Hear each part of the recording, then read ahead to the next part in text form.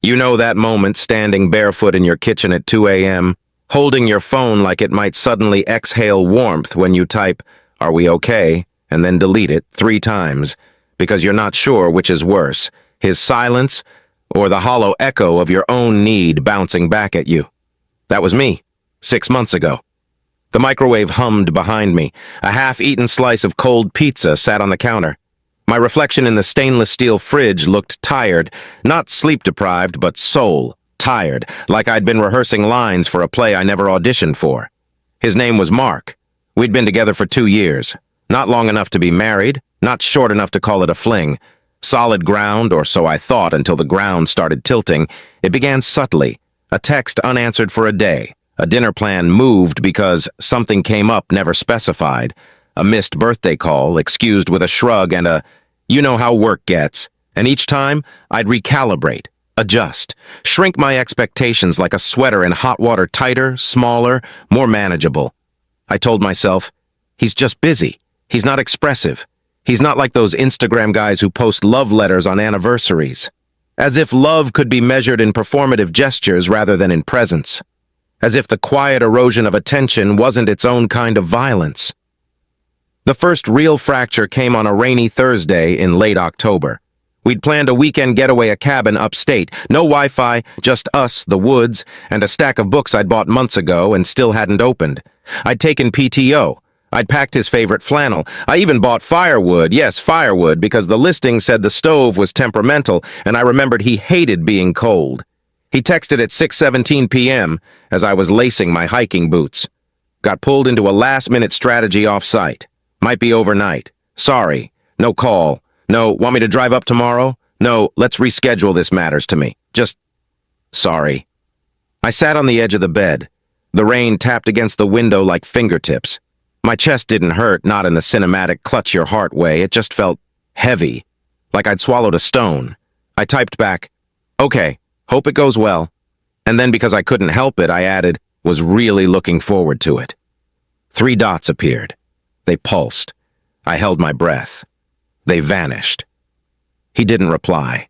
I drove to the cabin alone. It should have felt liberating, a solo retreat, self-care and flannel and pine-scented silence. But instead, every quiet space felt like an accusation. The fire I built crackled too loudly. The book I opened blurred on the 3rd page. At one point, I caught myself setting 2 mugs on the counter habit, not hope. That night, lying in the king-sized bed, I replayed our last 3 months. The way he'd stopped asking about my presentation at work, the one I'd prepped for weeks. How he'd started saying "I guess" instead of yes or no to everything I suggested. How my voice, over time, had begun to lift at the end of sentences, turning statements into questions. "We could try that new place? You still like Thai food? It's okay if you're busy, right?" I wasn't seeking permission. I was seeking confirmation that I was still in. Psychologists call it anxious attachment activation, when the fear of abandonment overrides your sense of self and you start negotiating for basic emotional safety. I didn't know the term then. I just knew the feeling, the pit in your stomach when he walks into a room and doesn't look at you first, the way your pulse spikes when his phone lights up with a name you don't recognize. On Sunday he called, 11 minutes past noon. "Hey," he said, voice light like we'd just parted hours ago. "How was the cabin?" I sat on the porch, wrapped in the blanket I'd brought for us. A squirrel darted across the railing. "It was quiet," I said. A pause, then, "Good, I needed the reset."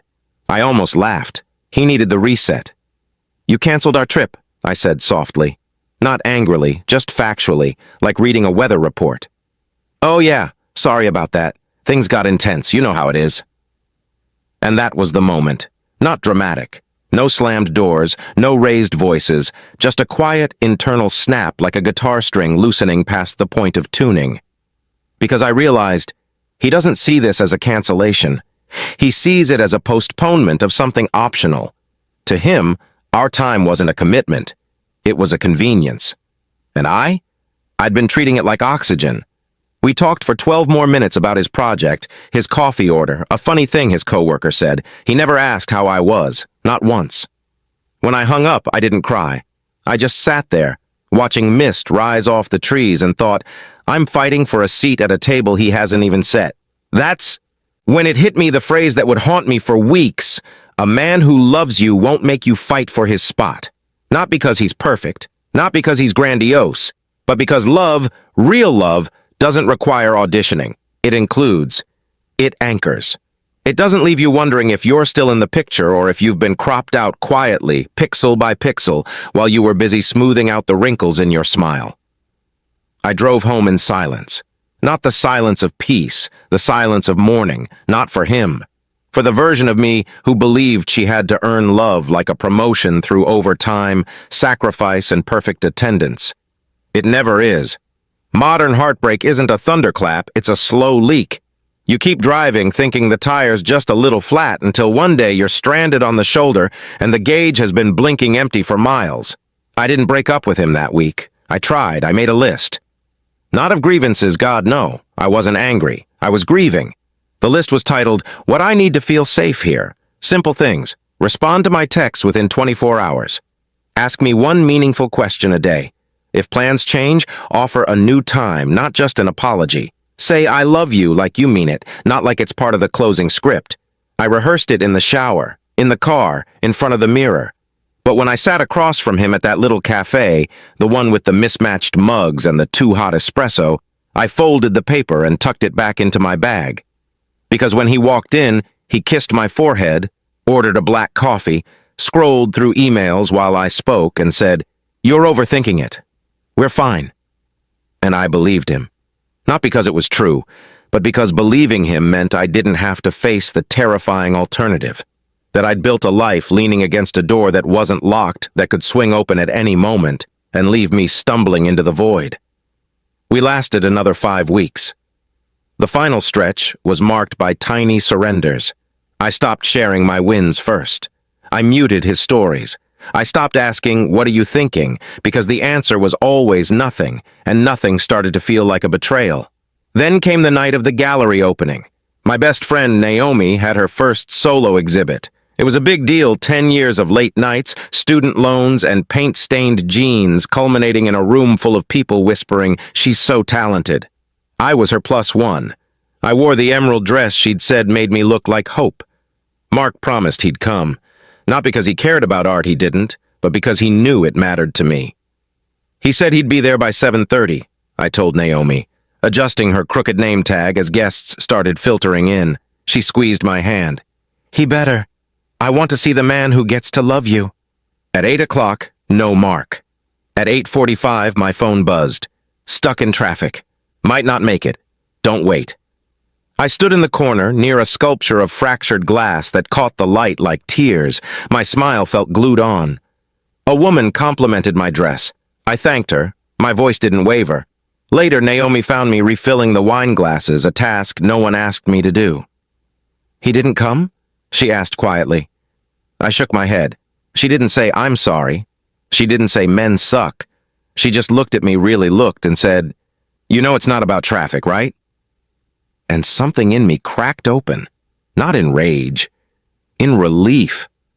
Because I did know. I'd known for months. But hearing it out loud from someone who loved me without conditions made it real.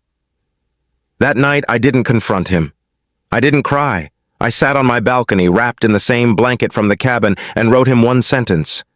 Not an ultimatum, not a plea, just truth, clean and unadorned. I can't love someone who makes me question whether I'm loved. He called an hour later. What does that even mean? He asked, voice edged with irritation. It means, I said, calm as still water, I'm not asking you to change, I'm just choosing myself. Silence. Then, so, this is it? Yes. You're really ending things over one missed event? I closed my eyes. No, Mark. I'm ending it over 87 missed moments. Over the way you look past me when I walk into a room, over how I've stopped expecting you to show up emotionally, physically, existentially. This isn't about tonight. This is about me finally believing I deserve more than breadcrumbs. He didn't argue. He didn't beg. He just sighed like I'd asked him to carry something heavy and said, okay. Not wait. Not let's talk. Not I'll do better. Just okay. And in that single syllable, I heard the echo of every time I'd said okay when I meant this hurts. That was 2 months ago. The first week was grief not for him, but for the future I'd scripted in my head, the apartment. With the bay window, the dog we never agreed on, the holidays with his mom who did love me, fiercely and without condition. The second week was numbness. I moved through my days like a ghost in my own life. The third week, clarity. I started therapy. Not because I was broken, because I wanted to understand how I'd learned to equate love with labor. My therapist said something I'll never forget. You weren't fighting for his love. You were fighting for evidence that you were worthy of it. And that's not his job to provide. That's yours. It stung, but it was true. We'd grown up watching rom-coms where persistence equals devotion, where the woman who waits, who forgives, who stays wins the man. But real life isn't a montage. Real love doesn't require a resume. If you feel this, like the video so more women see this. Comment I'm healing if you're going through this too. Subscribe for more stories like this. I began small acts of reclamation. I cooked meals I loved even if he called them too spicy. I reread the book he'd mocked as too emotional. I said no to plans that didn't light me up, no explanation, no guilt. And slowly the space he left behind didn't feel empty. It felt available. Last week I went back to that cabin alone, not as a retreat, as a homecoming. I built a fire without checking my phone. I read until my eyes blurred. At dusk, I stepped outside and watched the sky shift from gold to indigo, and for the first time in years, I didn't wonder who I'd tell about it. I just was. And in that stillness, I understood. Love shouldn't be a negotiation. It shouldn't be a performance. It shouldn't leave you scanning the horizon for signs of commitment, like a sailor watching for land. A man who loves you? He won't make you fight for his spot because he'll have already saved you the best seat and pulled out the chair. You are not a backup plan waiting to be upgraded to main character status. Real love doesn't ask you to shrink, prove, or audition. It sees you and chooses you without requiring a resume of devotion. Healing isn't about getting him back. It's about getting yourself back and realizing you were never lost.